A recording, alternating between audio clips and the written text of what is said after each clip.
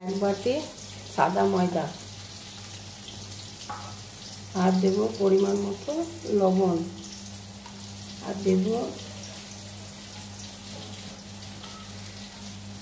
সাদা ময়দা এক বাটি, এই বাটির আর লবণ দিয়েছি পরিমাণ মতো।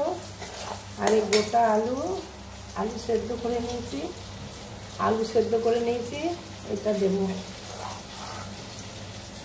আলু সেদ্ধটা দিয়ে মেখে নেব।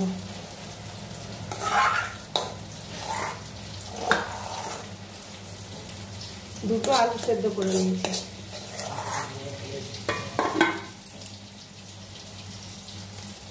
আলু সেদ্ধটা দিয়ে এটা লঙ্কা গুঁড়ো দেবো, সামান্য ঝাল লঙ্কার গুঁড়ো।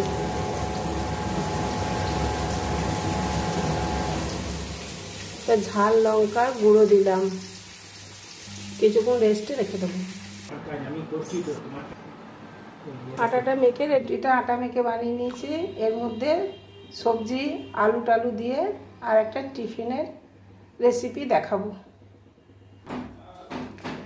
প্রথমে আলু দিয়েছি, তারপর গাজর, ধনেপাতা, ক্যাপসিকাম, কাঁচা লঙ্কা দিয়ে এইভাবে রোলটা আমি মুড়ে নেব। দুটো সাইড কেটে দিলাম, এবার আমি কেটে নেব এইভাবে গোল গোল করে কেটে আছি। বন্ধুরা অসুবিধা হচ্ছে, এক হাতে অসুবিধা হচ্ছে, এবার আমি এগুলো কেটে নিচ্ছি।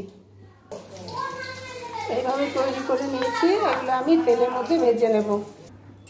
বন্ধুরা লাইক শেয়ার সাবস্ক্রাইব করবেন, এইভাবে বানিয়ে খেয়ে বলবেন কেমন হয়েছে। ঠিক আছে বন্ধুরা, রাখছি, রেডি, নামিয়ে নেব।